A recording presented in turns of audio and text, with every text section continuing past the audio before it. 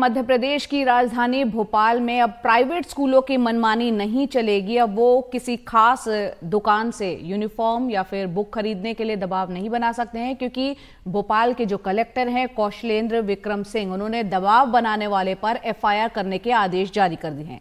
इसके लिए उन्होंने आधिकारिक आदेश जारी किए हैं। कलेक्टर ने आदेश में कहा है कि अगर स्कूल मैनेजमेंट पेरेंट्स पर दबाव बनाता है तो दंड प्रक्रिया संहिता 1973 की धारा 144 के अंतर्गत कार्रवाई की जाएगी। तो अब निजी स्कूलों की मनमानी नहीं चलेगी, एक नकेल कसने की कोशिश यहां पर हुई है। हमारे साथ खास मेहमान जुड़ रही हैं लतिका गुप्ता, जो कि एजुकेशनिस्ट हैं, शिक्षाविद हैं। बहुत बहुत शुक्रिया लतिका जी हमसे जुड़ने के लिए। बहुत सी समस्याएं बच्चे जो छात्र हैं वो फेस कर रहे हैं, पेरेंट्स फेस कर रहे हैं। एक के बाद एक कई कॉलर्स हमें कॉल कर रहे हैं, हम जुड़ते हैं उनसे और उनकी समस्याओं को जानने की कोशिश करते हैं। पुणे से एक अभिभावक हैं, पेरेंट हैं, फीस को लेकर परेशान है। सीधा उन्हीं का रुख करते हैं, हमारे साथ फोन लाइन पर है। जी, आप पुणे से हैं, बताएं अपनी समस्या और आप क्या कहना चाहते हैं, क्योंकि लतिका गुप्ता जो एजुकेशनिस्ट है वो हमारे साथ है। अपना सवाल कीजिए। लतिका जी शुक्रिया, आ जाए जी शुक्रिया। मैं बढ़ती हुई फीस को लेके परेशान हूँ। डे बाय डे इतनी फीस बढ़ती जा रही है। मैं बढ़ती हुई फीस से परेशान हूँ जया जी, लतिका जी। डे बाय डे फीस बढ़ती जा रही है। स्कूल का प्रेशर आता है कि हमको फीस बुक्स इस दुकान से लेनी है, यूनिफॉर्म इस दुकान से लेनी है, हमको यही प्राइवेट बुक्स लगानी है, जबकि हमारे पास एनसीईआरटी की सफिशिएंट बुक्स हैं जो कि पेरेंट्स को सस्ती पड़ती हैं। लेकिन इसके लिए गवर्नमेंट कोई एक्शन नहीं लेती, एजुकेशन अथॉरिटीज कोई एक्शन नहीं लेती। ये कब तक चलेगा?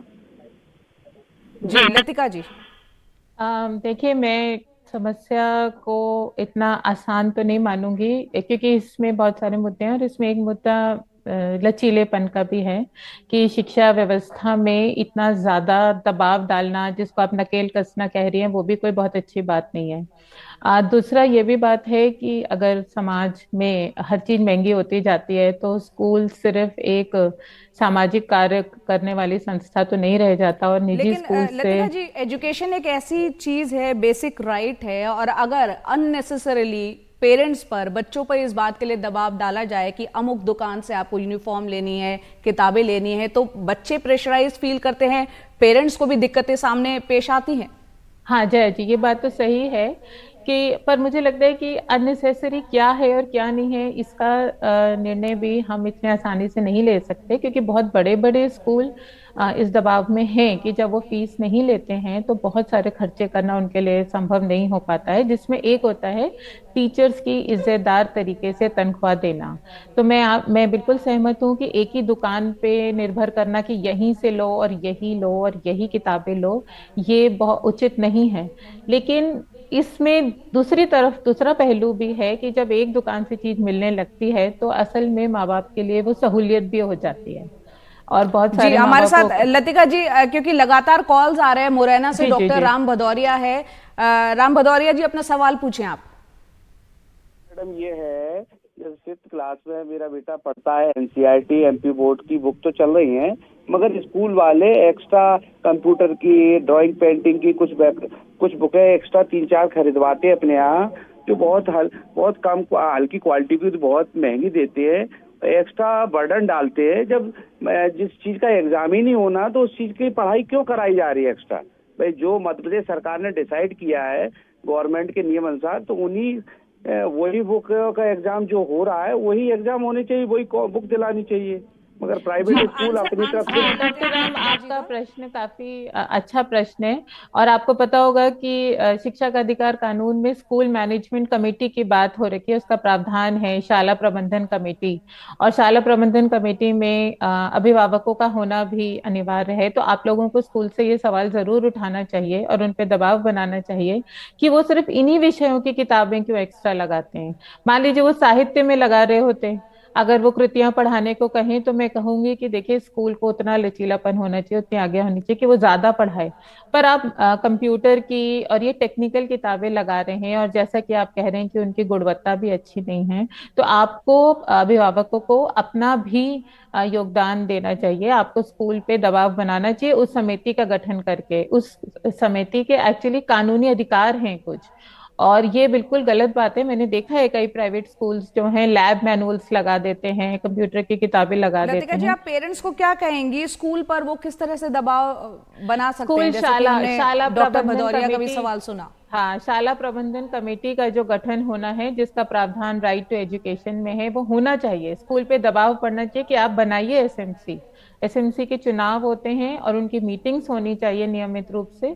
उन बैठकों में शाला प्रबंधन कमेटी को ये सवाल उठाना चाहिए। और ये सिर्फ सरकारी स्कूलों के लिए नहीं होना चाहिए कि गांव की जनता जो है वो मजबूर हैं और वो निर्भर हैं स्कूल पे। ये प्राइवेट स्कूल में भी होना चाहिए, निजी स्कूलों में भी होना चाहिए।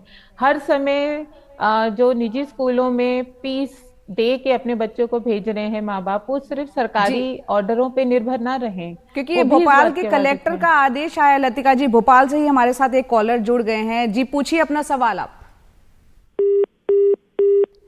चलिए, फोन डिस्कनेक्ट हो गया, आप अपनी बात पूरी करें लतिका जी।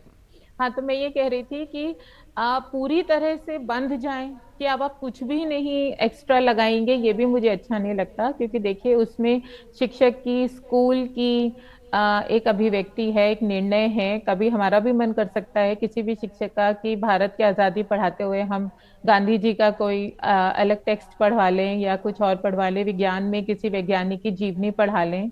तो तो आप कह रहे हैं कई बार किताबों, टीचर्स की मजबूरी भी होती है कि एक्स्ट्रा जो वो पढ़ाना चाहते हैं बच्चों के बेसिक फाउंडेशन को और मजबूत करने के लिए। भोपाल से हमारे साथ सोनिया बताया जा रहा है, वो जुड़ गई हैं। बताइए, अपना सवाल पूछिए सोनिया जी।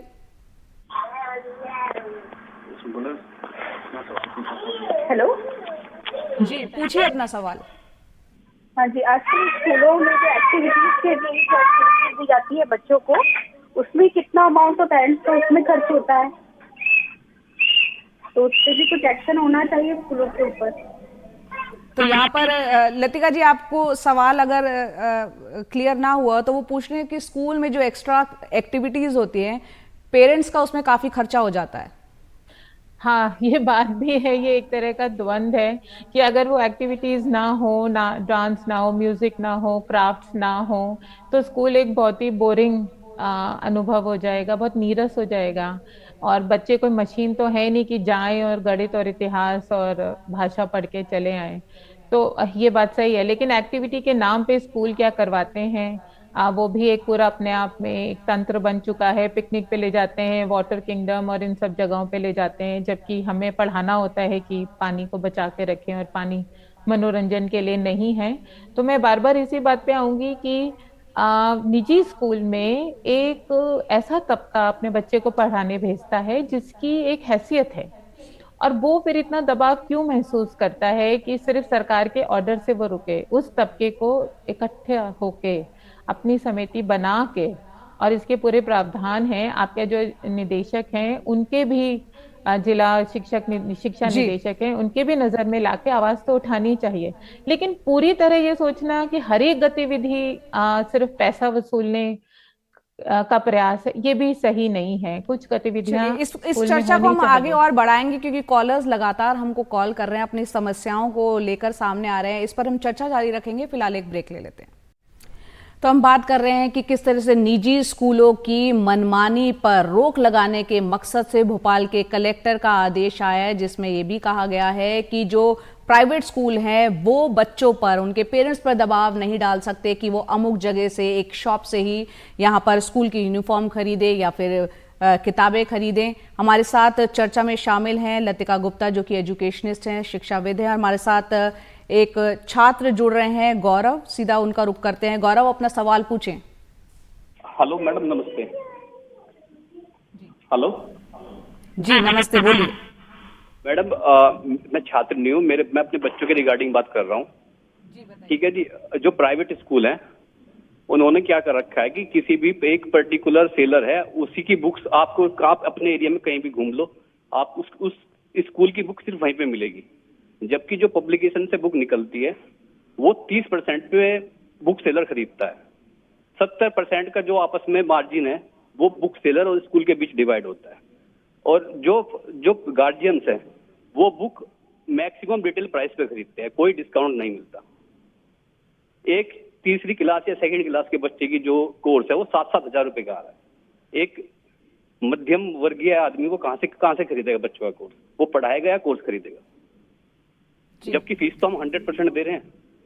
हाँ गौरव जी, मैं आपकी बात से बिल्कुल सहमत हूँ कि बहुत सारे ऐसे स्कूल हैं, सारे तो मैं नहीं कहूँगी, बहुत सारे ऐसे निजी स्कूल हैं जो एक तरह से शिक्षा की दुकान तरह की चला रहे हैं।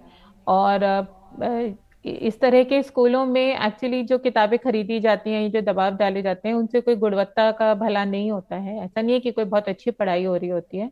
और जाहिर है कि वहाँ के जो प्रशासनिक कर्मचारी हैं, जो शिक्षा निदेशालय में है, उनको इस पे जरूर अपनी नजर डालनी चाहिए, इस पे एक्शन लेना भी चाहिए कि वो स्कूल इस बात की सफाई दे पाए कि उन्होंने क्यों इन किताबों को लगाया है। और इस तरह के जो अकादमिक काम है, चर्चाएं हैं, वो तो हमारे यहाँ होती नहीं है।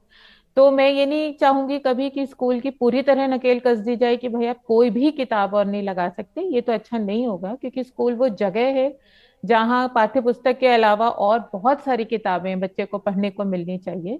लेकिन उसमें जब ये होने लगता है कि आप बहुत महंगी महंगी हजारों की किताबें लगा रहे हैं, और वो भी जी सिर्फ पाठ्य पुस्तक की तरह लगा रहे हैं, उसमें तो जरूर वहाँ के जिला निदेशालय को उस पे काम करना चाहिए। और आपको बिल्कुल बल्कि कार्रवाई करनी चाहिए ऐसे स्कूलों पर जो कि बेवजह बहुत महंगी किताबें बच्चों को पढ़ने को कह रहे हैं। बहुत बहुत शुक्रिया लतिका गुप्ता जी हमसे जुड़ने के लिए और इस चर्चा में शामिल होने के लिए।